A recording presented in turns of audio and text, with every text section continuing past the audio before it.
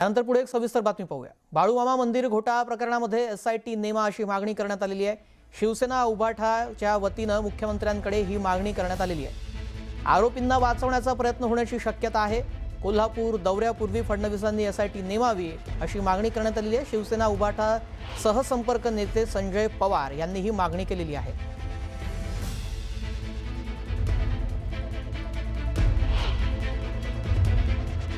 लाखो लोक येतात तिथं आमोशाला, भक्त मंडळी येतात त्या विश्वासानं की बाळूमामा नमस्कार करायचं नाही, आपले काहीतरी आपली पुंजीतले एक दोन पैसे आपल्या जावेत म्हणून ते लुटता लाज वाटत नाही तुम्हाला?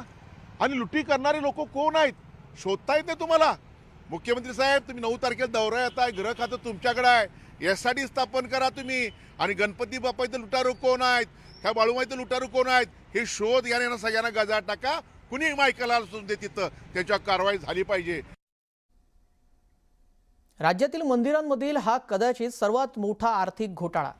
कोल्हापूरच्या प्रसिद्ध बाळूमामा मंदिरामध्ये तब्बल 60,75,00,000च्या गैरव्यवहाराचा आरोप समोर आलेला आहे आणि या घोटाळ्याशी संबंधित कागदपत्र न्यूज 18 मराठीच्या हाती लागलेली आहेत। विशेष म्हणजे या प्रकरणामध्ये उपनिबंधक रागिणी खडके यांच्यासह तिघांविरोधात गुन्हा दाखल झालेला आहे।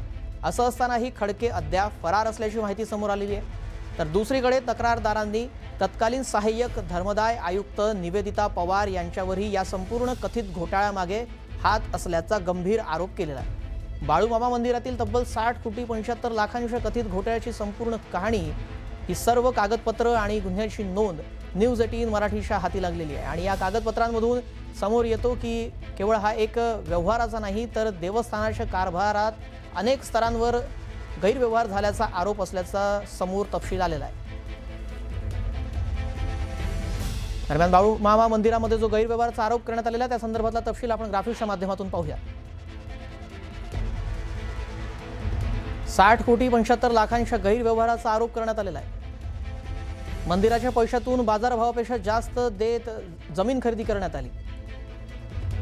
20 लाखांच्या जमिनीची किंमत 3 कोटी रुपये दाखवली। 23 जमिनींच्या नोंदी मालकीबाबत गंभीर प्रश्न उपस्थित करण्यात आलेले आहेत।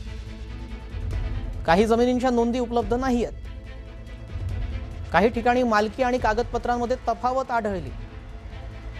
दानपेटी, खरेदीतील देणगी, पशुधन विक्रीतील उत्पन्नाचा हिशेबच उपलब्ध नाही आहे। भाविकांनी अर्पण केलेले सोनं चांदीचे दागिनेही गायब असल्याचं कळतंय। मंदिराच्या आर्थिक व्यवहारांसाठी 2 स्वतंत्र नोंदवह्या असल्याचं समोर आलं। बनावट कागदपत्र तयार करणे, विश्वासघात, फसवणुकीचा आरोप करण्यात आला।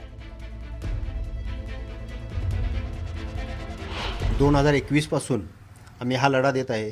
आजपर्यंत आपल्याला हा लढा देत असताना बराचसा अडथळा आला आणि त्या अडथळ्यातून आम्ही मार्ग काढत, तो पण कायद्याने मार्ग काढत आज इथंपर्यंत आलो आहे। ह्या लढ्याला 100% निश्चितच यश येईल। फक्त एवढंच नाही, पण याच्या पाठीमागचे माइंड मास्टरसुद्धा आहेत, ते या प्रकरणी अटक व्हावेत अशी आमची इच्छा आहे। बाळूमामा ट्रस्टमध्ये अनेक वेळा आम्ही ह्याच्यात आहे तक्रारीमध्ये।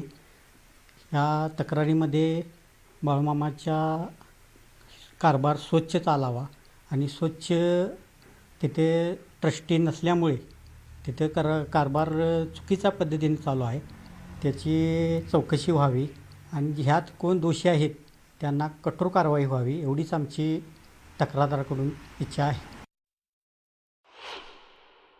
गुन्हा दाखल झाला आहे ना, त्यामध्ये तपास होऊ द्या, तुम्ही त्यामध्ये तपास होऊ द्या ना, फक्त ते गुन्हा दाखल मी सांगतो ना, बट चेंबरमध्ये सांगतो, मी सांगतो त्यामध्ये काय झालं आहे, त्यामध्ये काही इशू।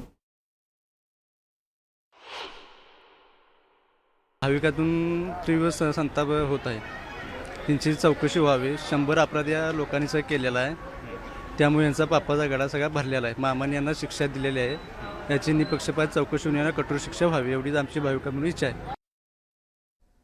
दरम्यान या संदर्भातली एक मोठी अपडेट समोर येते आहे। बाळूमामा मंदिरातील विश्वस्त राजीनामा देण्याच्या तयारीत असल्याची माहिती समोर आली आहे। घोटाळ्याचे आरोप झाल्यानं विश्वस्त व्यथित झाल्याची सूत्रांनी माहिती दिली आहे। घोटाळा झाला नसल्याचा विश्वस्तांचा दावा आहे, मात्र गुन्हा दाखल झाल्यानं विश्वस्तही अडचणीत येणार आहेत आणि आता राजीनामा देणार असल्याची शक्यता वर्तवण्यात आलेली आहे। सूत्रांकडून ती माहिती मिळाली।